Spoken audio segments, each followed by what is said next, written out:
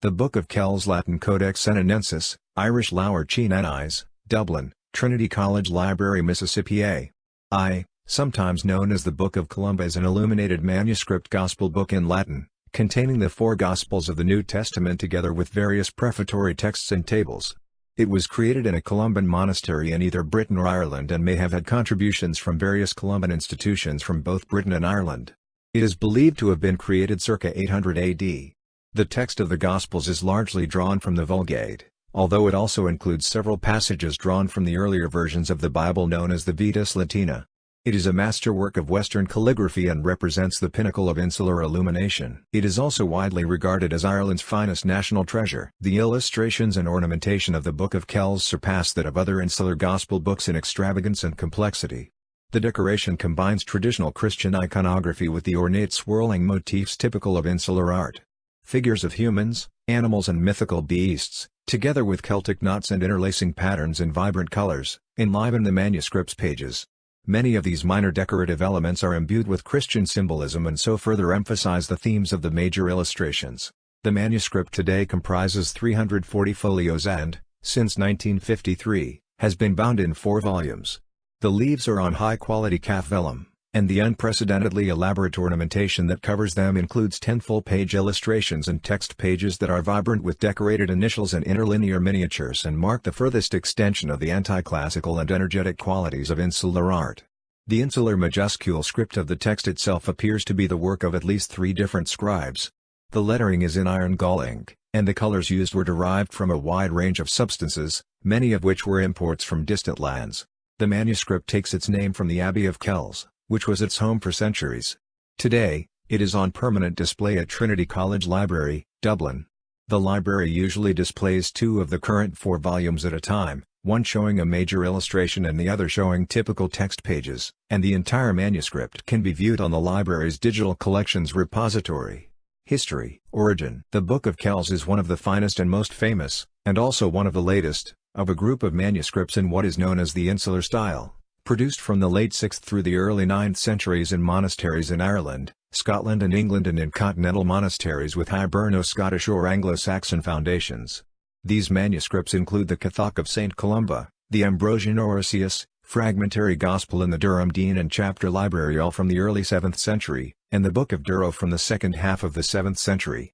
From the early 8th century come the Durham Gospels, the Echternach Gospels, the Lindisfarne Gospel see illustration at right, and the Lichfield Gospels. Among others, the Street Gull Gospel book belongs to the late 8th century and the Book of Armagh dated to 807 to 809 to the early 9th century. Scholars place these manuscripts together based on similarities in artistic style, script, and textual traditions. The fully developed style of the ornamentation of the Book of Kells places it late in this series, either from the late 8th or early 9th century. The Book of Kells follows many of the iconographic and stylistic traditions found in these earlier manuscripts.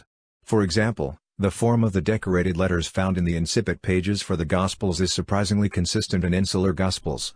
Compare, for example, the incipit pages of the Gospel of Matthew in the Lindisfarne Gospels and in the Book of Kells, both of which feature intricate decorative knotwork patterns inside the outlines formed by the enlarged initial letters of the text. For a more complete list of related manuscripts, see List of Hiberno-Saxon illustrated manuscripts. The Abbey of Kells in Kells, County Meath had been founded, or refounded, from Iona, the building taking from 807 until the consecration of the church in 814.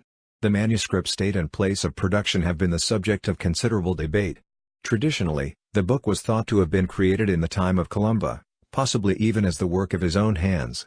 This tradition has long been discredited on paleographic and stylistic grounds. Most evidence points to a composition date circa 800, long after St. Columba's death in 597.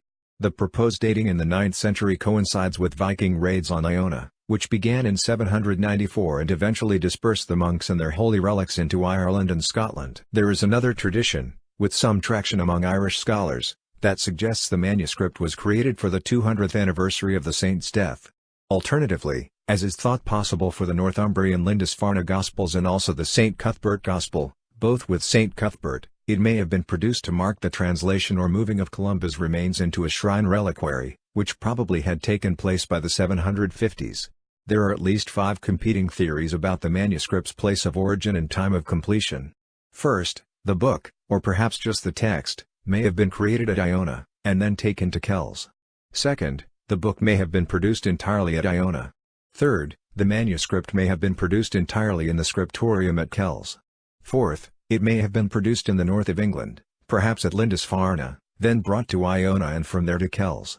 Finally, it may have been the product of Dunkeld or another monastery in Pictish Scotland, though there is no actual evidence for this theory, especially considering the absence of any surviving manuscript from Pictland. Although the question of the exact location of the book's production will probably never be answered conclusively, the first theory, that it was begun at Iona and continued at Kells, is widely accepted. Regardless of which theory is true, it is certain that the Book of Kells was produced by Columban monks closely associated with the community at Iona. Medieval period. Kells Abbey was plundered and pillaged by Vikings many times in the 10th century, and how the book survived is not known. The earliest historical reference to the book, and indeed to the book's presence at Kells, can be found in a 1007 entry in the Annals of Ulster.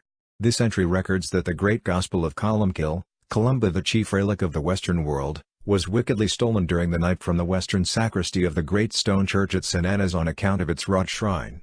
The manuscript was recovered a few months later minus its golden and bejeweled cover under a sod. It is generally assumed that the great Gospel of Columcille is the Book of Kells. If this is correct, then the book was in Kells by 1007 and had been there long enough for thieves to learn of its presence. The force of ripping the manuscript free from its cover may account for the folios missing from the beginning and end of the Book of Kells. The description in the annals of the book is of Columcille, that is, having belonged to, and perhaps being made by Columba, suggests that the book was believed at that time to have been made on Iona. Regardless, the book was certainly at Kells in the 12th century, when land charters pertaining to the Abbey of Kells were copied onto some of its blank pages. The practice of copying of charters into important books was widespread in the medieval period, and such inscriptions in the Book of Kells provide concrete evidence about its location at the time. The Abbey of Kells was dissolved due to the ecclesiastical reforms of the 12th century. The Abbey church was converted to a parish church in which the Book of Kells remained. Book of Kildare. The 12th century writer Gerald of Wales, in his Topographia Hibernica, described seeing a great gospel book in Kildare which many have since assumed was the Book of Kells.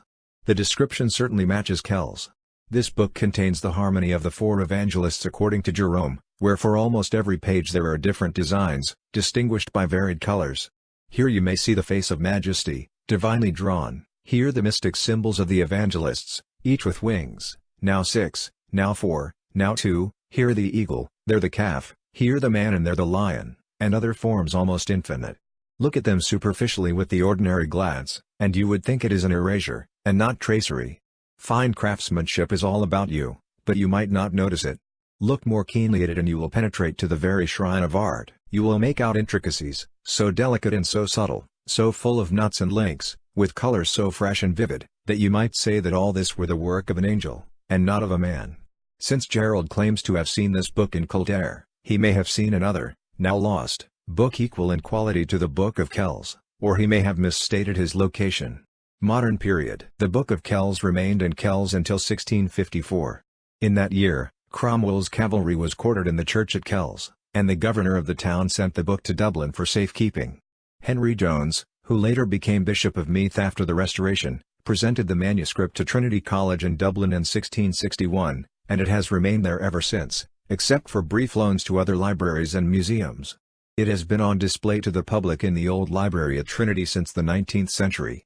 Over the years, the Book of Kells received several additions to its text. In the 16th century, one Gerald Plunkett of Dublin added a series of Roman numerals numbering the chapters of the Gospels according to the division created by 13th-century Archbishop of Canterbury Stephen Langton.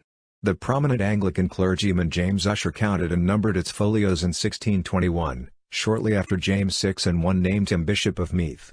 The manuscript's rise to worldwide fame began in the 19th century.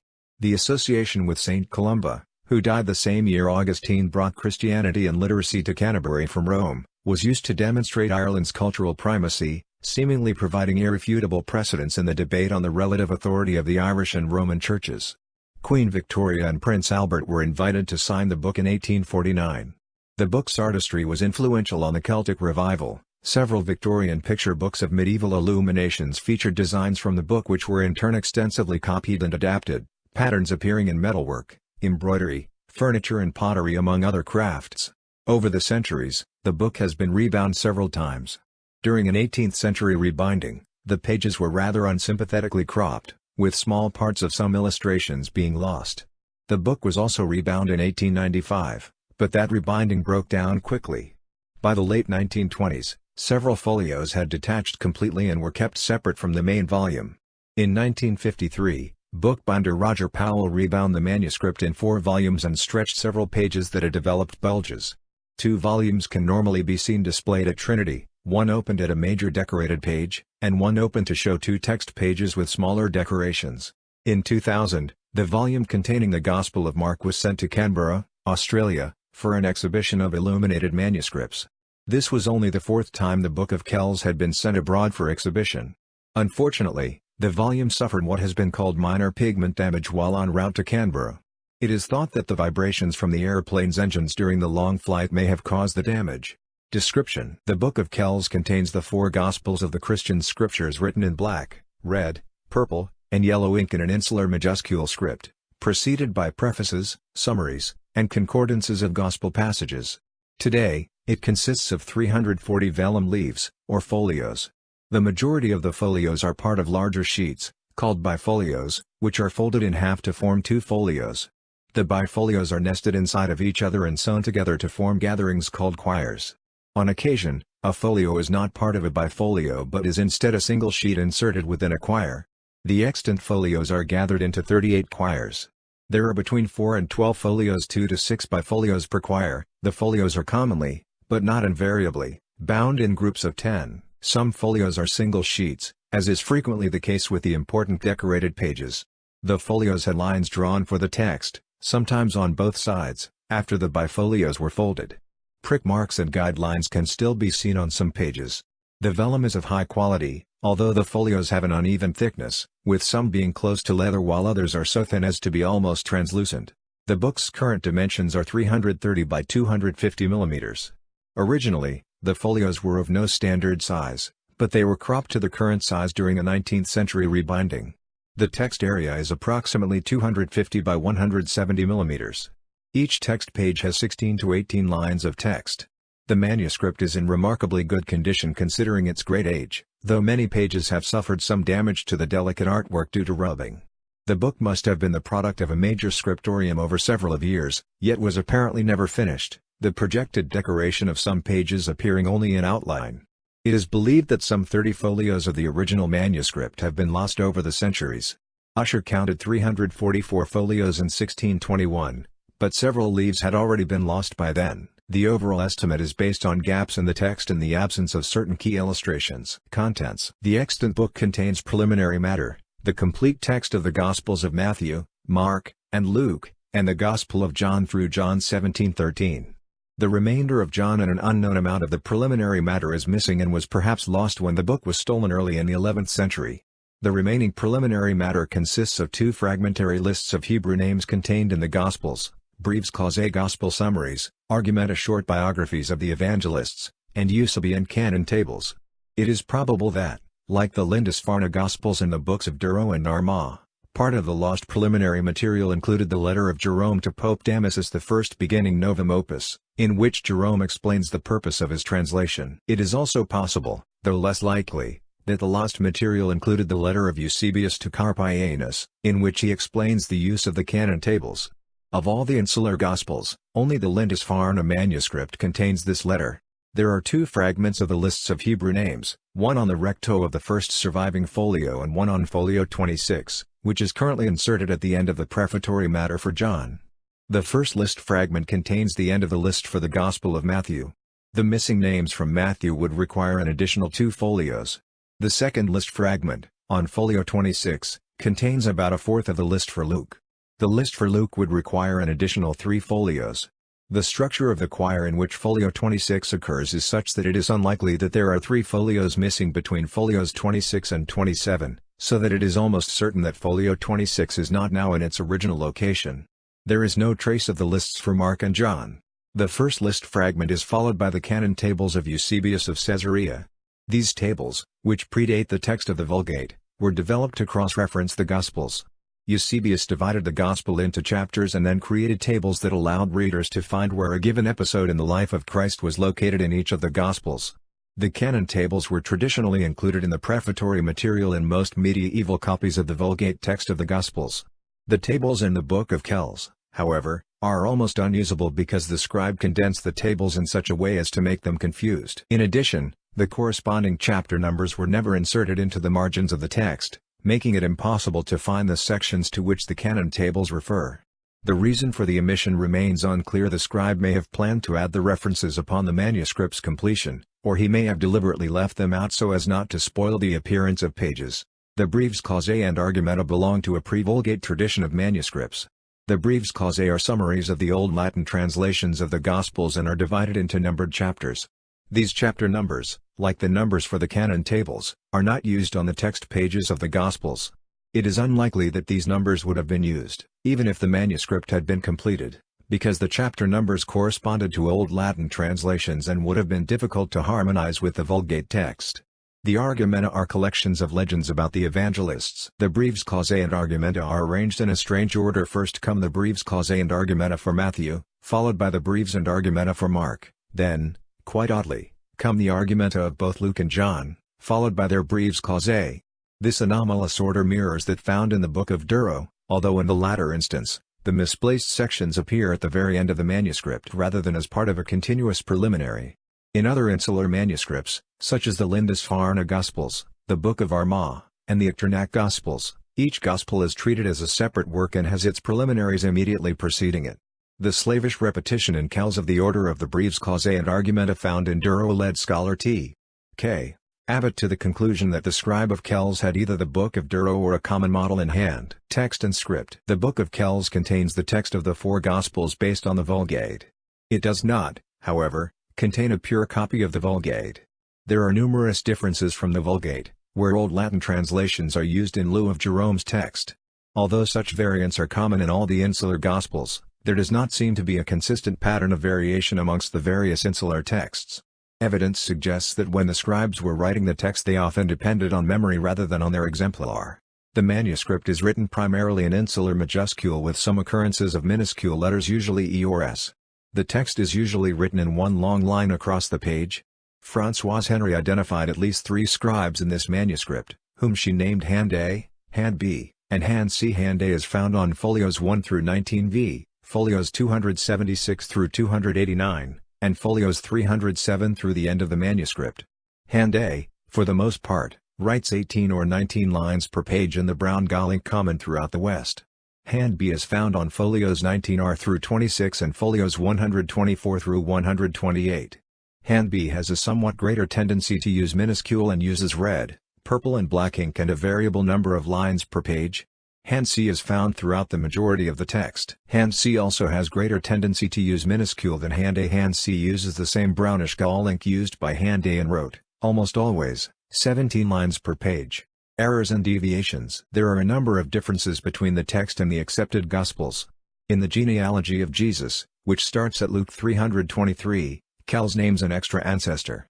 Matthew 10:34b. The canonized Bible reads, I came not to send peace, but a sword. But the manuscript reads Gaudium joy where it should read Gladium sword, and so translates as I came not only to send peace, but joy. The lavishly decorated opening page of the Gospel according to John in the Book of Kells had been deciphered by George Bain as in principio erat verbum verum, in the beginning was the true word. Therefore, the incipit is a free translation into Latin of the Greek original lambda omicron gamma omicron sigma rather than a mere copy of the Roman version.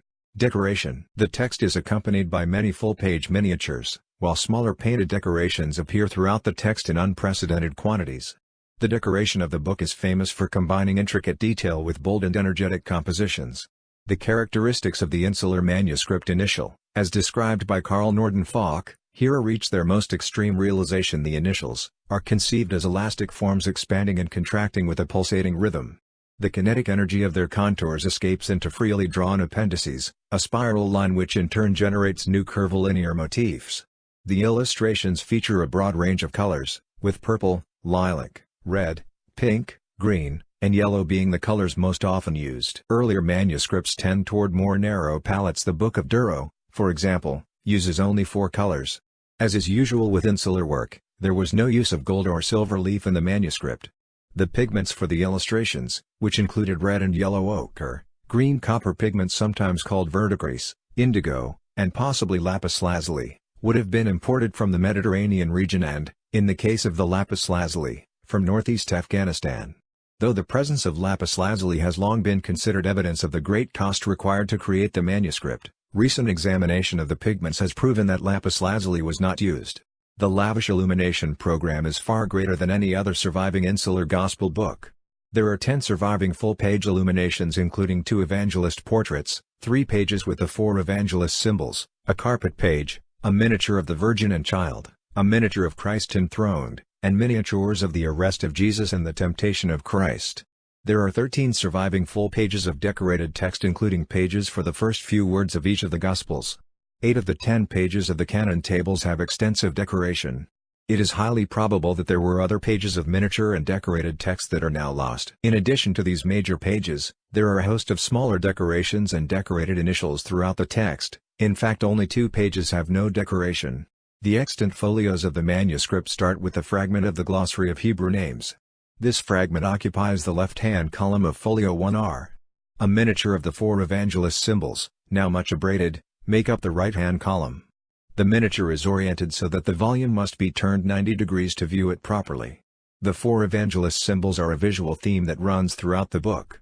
They are almost always shown together to emphasize the doctrine of the 4 Gospels' unity of message. The unity of the Gospels is further emphasized by the decoration of the Eusebian canon tables. The canon tables themselves inherently illustrate the unity of the Gospels by organizing corresponding passages from the Gospels. The Eusebian canon tables normally require 12 pages.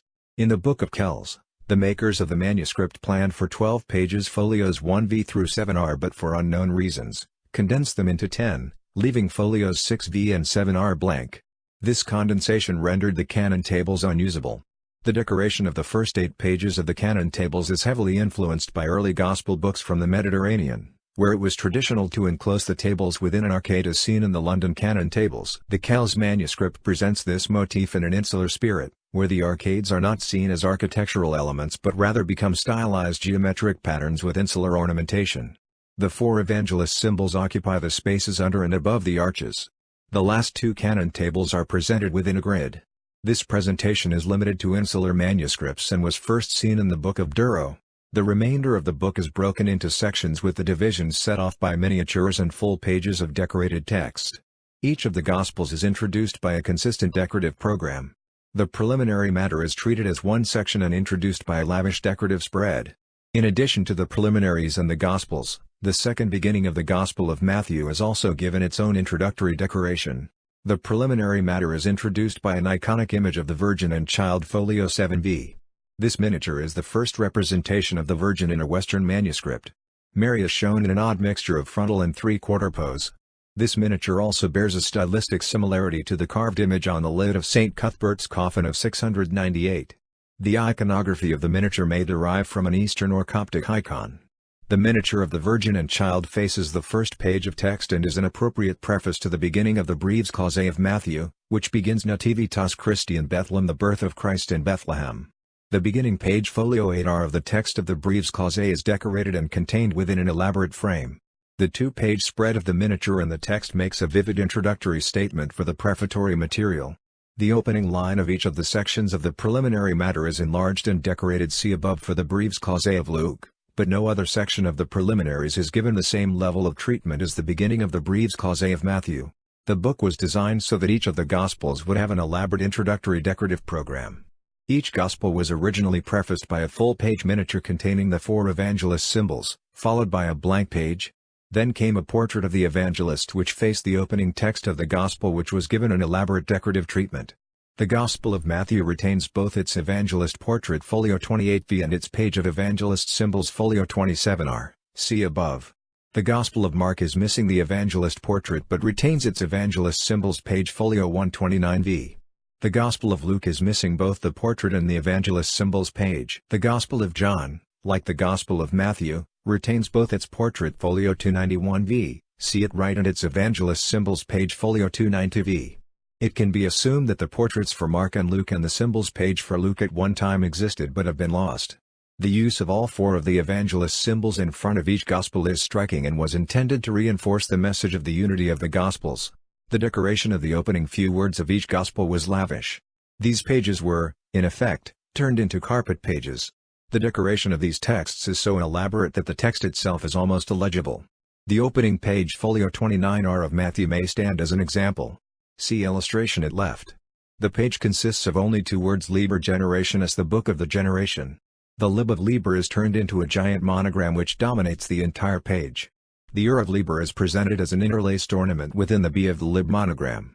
Generationis is broken into 3 lines and contained within an elaborate frame in the right lower quadrant of the page.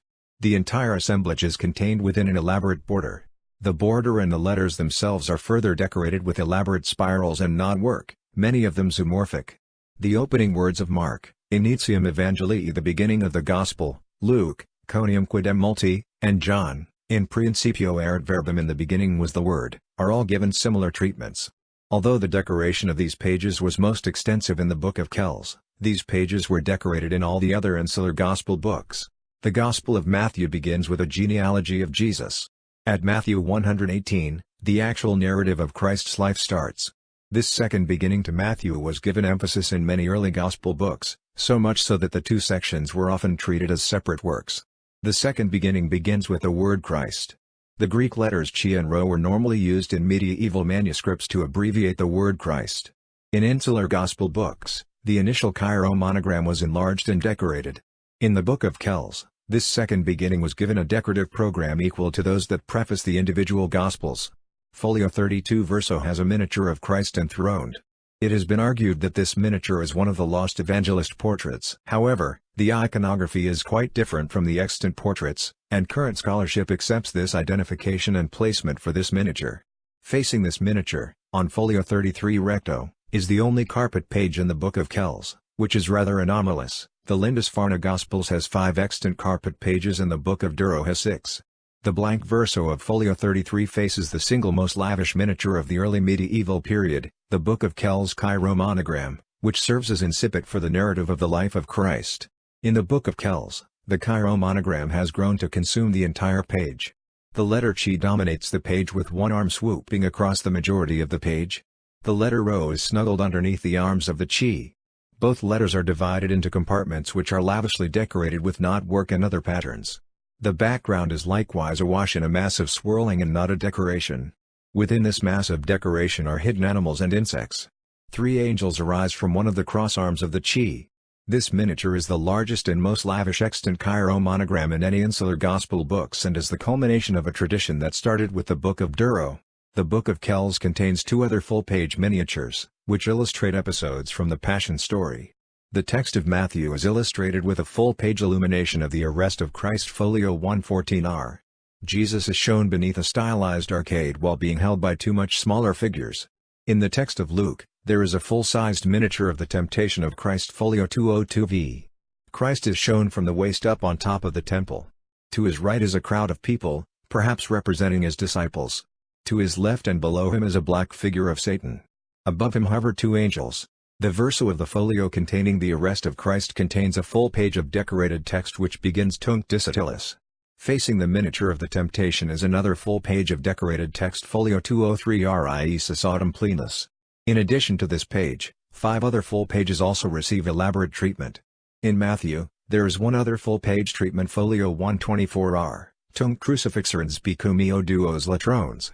In the Gospel of Mark, there are also 2 pages of decorated text folio 183R, Errata Amor Tertia, and folio 187V, Et Dominus quidem Iesus postquam.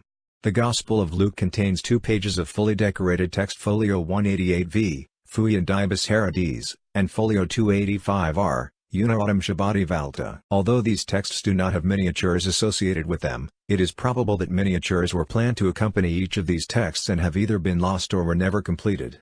There is no surviving full page of text in the Gospel of John other than the incipit.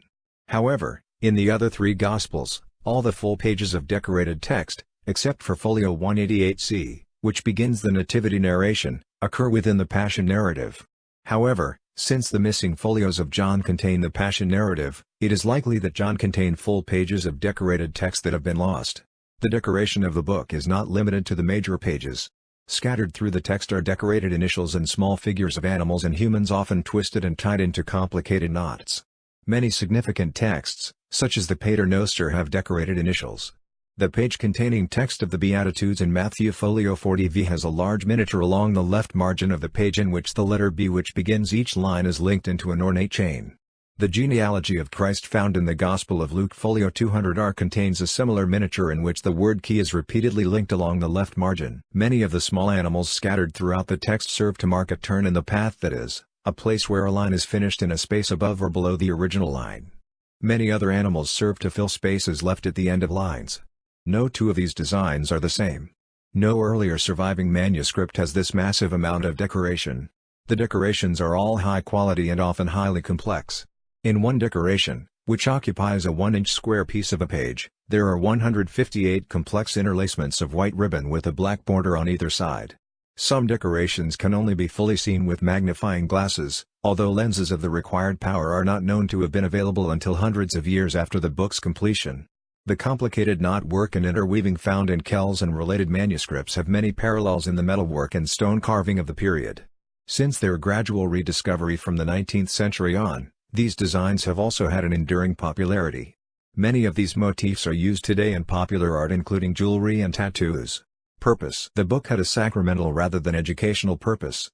Such a large, lavish gospel would have been left on the high altar of the church and removed only for the reading of the gospel during Mass, with the reader probably reciting from memory more than reading the text. It is significant that the Chronicles of Ulster state the book was stolen from the sacristy, where the vessels and other accoutrements of the Mass were stored, rather than from the monastic library.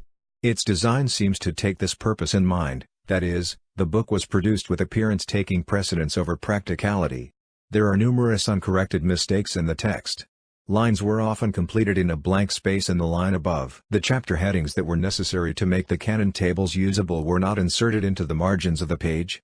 In general, nothing was done to disrupt the look of the page. Aesthetics were given priority over utility. Reproductions: some of the first faithful reproductions made of pages and elements of the Book of Kells were by the artist Helen Campbell D'Olier in the 1800s. She used vellum and reproduced the pigments used in the original manuscript. Photographs of her drawings were included in Sullivan's study of the Book of Kells, first printed in 1913. In 1951, the Swiss publisher Ursula Graf Verlag Bern produced the first facsimile of the Book of Kells. The majority of the pages were reproduced in black and white photographs, but the edition also featured 48 color reproductions, including all the full-page decorations. Under license from the Board of Trinity College Dublin, Thames and Hudson produced a second facsimile edition in 1974. This edition included all the full-page illustrations in the manuscript and a representative section of the ornamentation of the text pages, together with some enlarged details of the illustrations. The reproductions were all in full color, with photography by John Kennedy, Green Studio, Dublin. In 1979, Swiss publisher Facsimile Verlag Luzerne requested permission to produce a full-color facsimile of the book. Permission was initially denied, because Trinity College officials felt that the risk of damage to the book was too high. By 1986, Facsimile Verlag had developed a process that used gentle suction to straighten a page so that it could be photographed without touching it, and so won permission to publish a new facsimile. After each page was photographed, a single-page facsimile was prepared so the colors could be carefully compared to the original and adjustments made where necessary. The completed work was published in 1990 in a 2-volume set containing the full facsimile and scholarly commentary. One copy is held by the Anglican Church in Kells, on the site of the original monastery. Mario Cleff also reproduced folios from the Book of Kells and, together with Facsimile Verlag publisher Ursula Duglin, curated an exhibition of the Book of Kells which included these facsimile pages. These facsimiles were created using the original techniques and were also presented in the Diocesan Museum of Trier. The ill-fated Celt World Heritage Centre, which opened in Traymore, County Waterford in 1992, included a replica of the Book of Kells. It cost approximately £18,000 to produce. In 1994, Bernard Meehan, keeper of manuscripts at Trinity College Dublin, produced an introductory booklet on the Book of Kells, with 110 color images of the manuscript. His 2012 book contained more than 80 pages from the manuscript reproduced full-size and in full color. A digital copy of the manuscript was produced by Trinity College in 2006 and was made available for purchase through Trinity College on DVD-ROM. It included the ability to leaf through each page, 2 pages at a time, or look at a single page in a magnified setting. There were also a number of commentary tracks about the specific pages as well as the history of the book. Users were given the option to search by specific illuminated categories including animals, capitals and angels. It retailed for approximately €30 but has since been discontinued. The facsimile Verlag images are now online at Trinity College's digital collections portal. In film, the 2009 animated film The Secret of Kells tells a fictional story of the creation of the Book of Kells by an elderly monk Aidan and his young apprentice Brendan, who struggle to work on the manuscript in the face of destructive Viking raids. It was directed by Tom Moore and nominated for the Academy Award for Best Animated Feature in 2009. It was praised for sequences of animation drawing from the illuminated pages.